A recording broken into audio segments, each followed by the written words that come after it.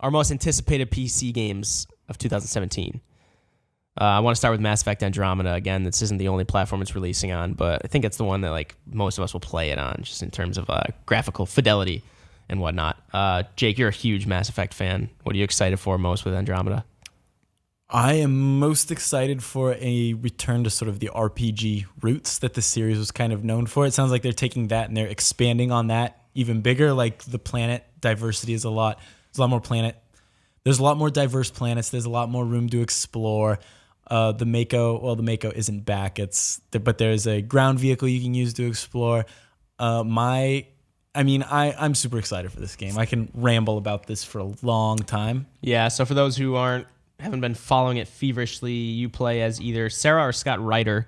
You just pick your gender and go with it. As like it replaces Commander Shepard. You're sent on the Andromeda Initiative. Obviously, it's like our closest neighboring galaxy, despite the fact that it's still how many light years away? I forget. I did an entire article on it, like what science tells us about the Andromeda Galaxy. We're supposed to mesh, like how far into the future? Yeah, there's a super collision that's going to happen, and it's crazy. Tomorrow. Yeah, it's tomorrow. Yeah, the Andromeda Galaxy is just on our doorstep. No, it's crazy actually. Like I was reading up on it a lot. I did way too much research for this like 800-word article.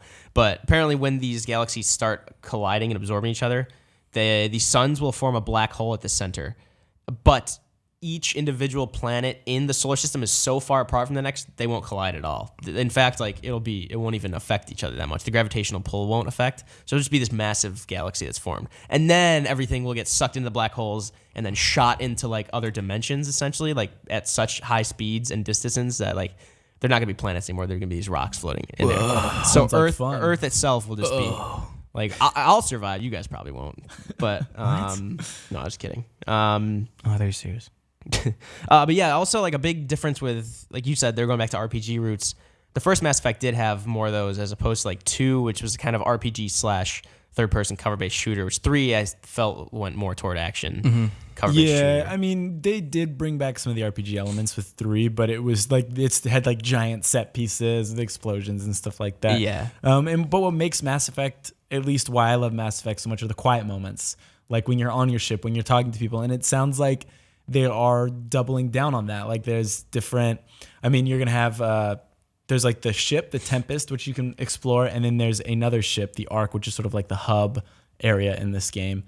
And it sounds like there'll be plenty of those character-driven moments, which is what I'm looking forward to. The Tempest is your Normandy for all intents and purposes, right? Yeah, so it's the replacement of the Normandy. Okay. And then the Nomad is the replacement of the Mako. It's where you're going to make sweet hot love to aliens with probably tentacle hair. Hopefully. There is also the fact that you don't have to pick between those 3 classes or 3 hybrid classes at the beginning. You just start as Sarah or Scott Ryder, and then you just build out your skills however you want them. It's almost like a, what's the run in Dark Souls 2 and Dark Souls 3, the Dark Souls series, where you're deprived run, where you start with like no skills, no predetermined path. You can just build however you want. Apparently that's how Andromeda is going to be more along those lines. I wouldn't be surprised. It seems like the way it's going, but then like Jean-Luc and I actually did like a trailer breakdown, and if you notice, like classes would have different color shields, at least in the main game, or at least in 1, 2, and 3, or 2 and 3, and then in this one, like the shields are different. Sometimes they're blue, sometimes they're purple. Gotcha. That's like a little detail, but I don't know. That's the thing that has me most excited for this game, actually, is just because, I mean, the first one was more of an RPG, right? But it also still felt pretty clunky. Like, I loved how 2 kind of took those third-person elements and, cover-based shooting and made that, let me enjoy those quieter moments more because the combat wasn't so frustrating. And the Mako's coming back, like you said, but I don't know if I want that. Like, if they can make it fun, like, I know there are people that just love the Mako. I can't stand those. So I hated the Mako in the first one, but it seems like they're taking the steps they need to make this Mako or Nomad actually pilot like it should, drive like it should. And I would argue, though, that you didn't hate the Mako, you hated the barren, boring planet. Or the like fortresses you had to assault that had like 6 turrets on this gate, and then you go through. Every room was just 6 turrets. Was just crates inside of it. Right. Yeah. And then there's one like new helmet you got out of it. I would like, I mean, this is just dreams, but I would really like that ability. Like, I think 2 kind of did a lot of that where you were, and I thought it was cool, was like just probing a planet. Like, I have no problem having that like No Man's Sky boring ass planet as long as you don't have to land on it, right? Yeah. Like, if there was the solution of like, hey, this is actually a pretty habitable or lush planet with like a bunch of Krogans on it. Like, cool. Now I know that if I land there, I can spend a lot of time there and talk to people and get stories and stuff. Like that direction was like what I loved about 2. Yeah, I don't want to land on like Andromeda's version of North Dakota. No Right. offense to viewers in North Dakota. It just doesn't seem like there's much going on in a lot of that state. Or like Antarctica. Exactly. That would be a less offensive one. 'cause Or like no the one lives moon, there. any planet in No Man's Sky. Yeah. No, That was the harsh. moon. That was harsh. Yeah, we all just took digs at certain states and games. All right, moving on from that. This one I'm actually really excited for. I don't know if either of you guys have played Divinity Original Sin. Let me restart that. Divinity Original Sin. Divinity Original Sin 2 from Larian Studios, the Belgian developer, is releasing next year. I played a bunch of previews of this game. I love the first one. It's not underrated. People praised it very, very highly. It was GameSpot's PC Game of the Year 2 years ago, 2014, if I'm not mistaken. And then it's just isometric, like old school Western RPG, party-based combat and exploration. And then the combat becomes turn-based. But if you guys are into that at all, you should play the first one to get ready for this because this game looks unreal. Actually, like, full disclosure, Kevin Van Ord, former reviews editor of GameSpot, is helping write this game. Yeah. Like it's a fantasy RPG, and there's also like PvP elements to this, which didn't sound like anything I wanted, but I played a few previews. Actually, really fun. Like you get 3 characters against 3, and you get 1 versus 1. They might be introducing new maps, but you get these lizard characters of like a new undead class that's in this game as you're building out your party, and then you can like the combat in this game is awesome. It's all experimentation based and all kind of like cause and effect, right? Like so there's this barrel up on top of this scaffolding, and then knowing this mage is better at a distance and from a height, you predetermine that you're going to lob like a fire grenade or a fireball onto it. So then when they go up, it'll just be burning. They'll have to come down, which will allow your warrior to get up close. I'm like kind of being reductive right now, but there's a lot of nuance and a lot of layers to its combat that actually makes the PvP really fun. Obviously, just based on this gameplay right here, if you played the first one, it can be pretty menu heavy, text heavy. If you're just like ready to get really absorbed in a game, play the first one because it's really rewarding. The story's great, the characters are awesome, and obviously like the main character being the one you're fleshing out.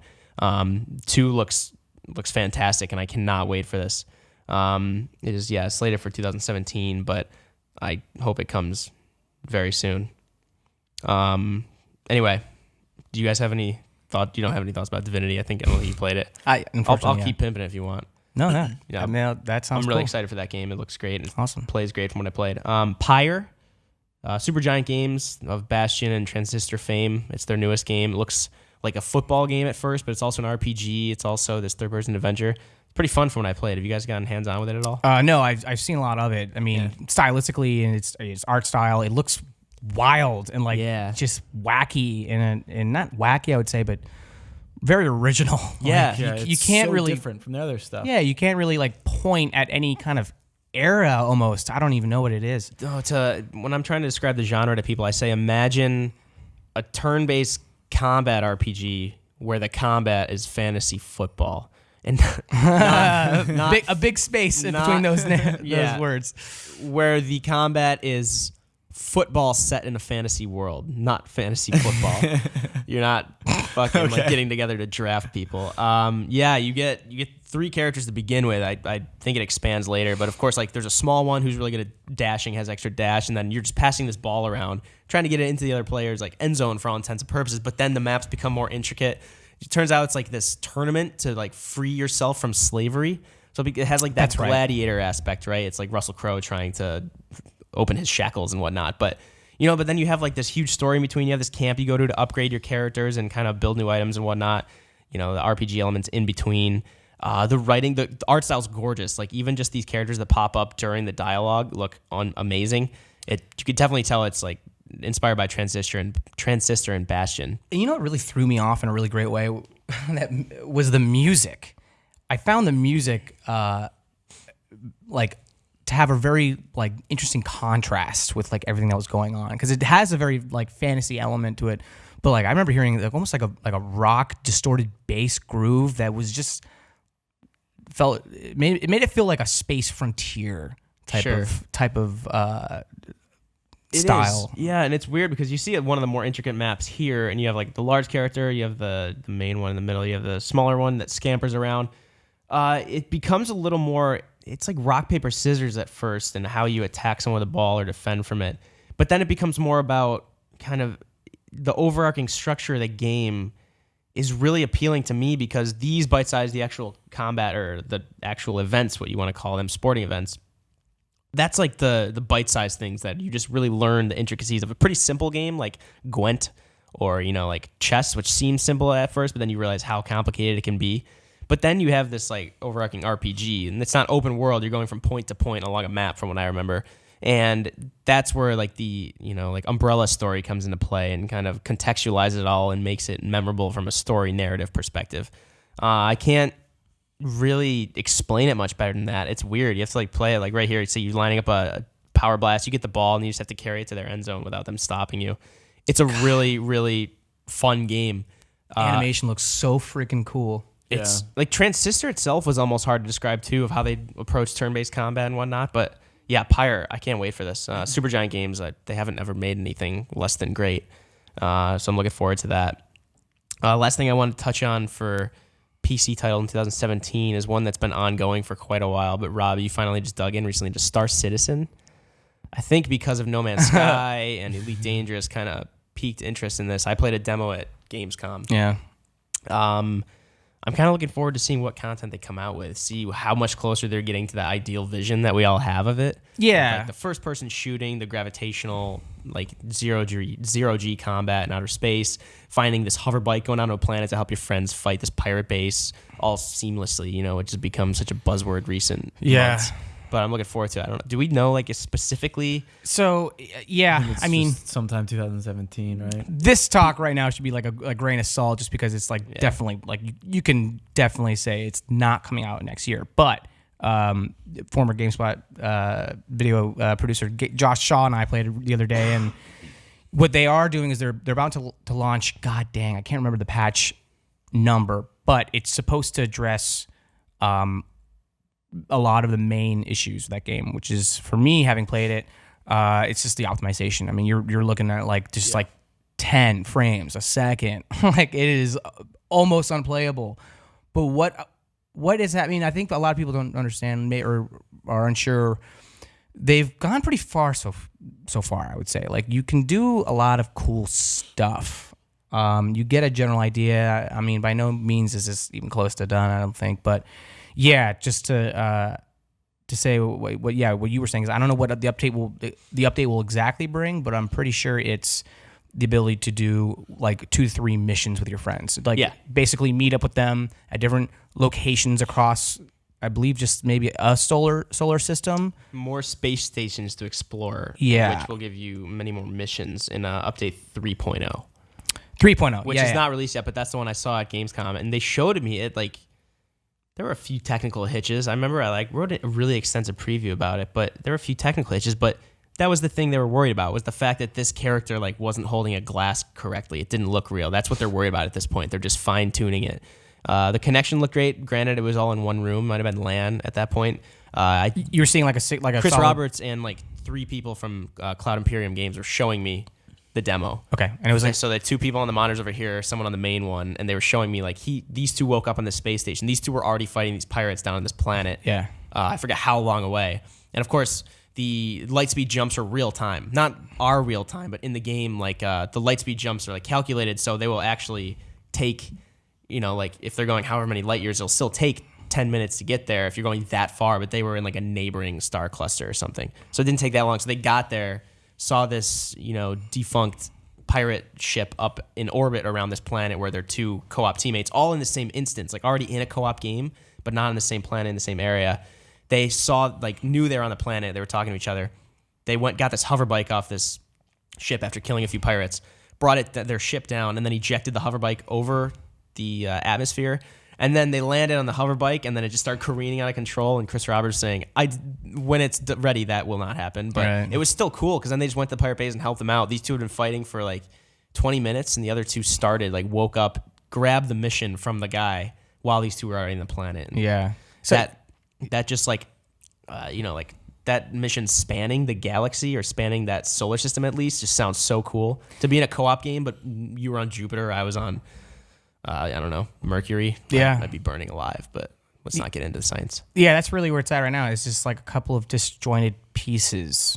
Like you can only do this. Like right now, last time I played was like, oh yeah, you can just kind of venture out to this comms array and jumpstart it with a couple of buddies. But what was funny was what happened. We had this random guy get on the ship, and we told him to like fly it. His name was Agent Cody, and Josh, I was like, Agent Cody, fly the ship. He's like, I've never flown a ship this big. We were just like chatting and having the time of our life. We get there, pirates blow our ship up. I get jettisoned into this dark, deep space. I'm in chat saying, It becomes gravity. Yeah, I was like, someone come save me. Some random guy was like, all right, I'm on my way out. Took him like 10 minutes. He gets out. Same pirates kill him. Yeah. like thanks for the try. He's like, yeah, whatever. That's what excites me about that game. So far, my brief experiences, it's always been like a pretty good community. It's like not that many people in it, but I mean, there are a lot of people playing this. This game has a lot of money, and it's constantly criticized for when's it actually going to be out. But the thing I keep telling people is that they never promise it's ever going to be like this retail release. It's people are paying for this like rolling out of updates. I don't think they're great with the timing of the updates. I think they could kind of make better, or at least less concrete promises about when they're going to release, because this was supposed to be December from what I remember.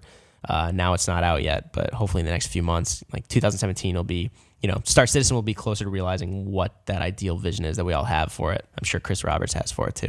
Yeah. But anyway, cool. So those are the PC games we were most looking forward to in 2017. If we missed any, I'm sure we did. Any big ones, any small ones, mention them in the comments below.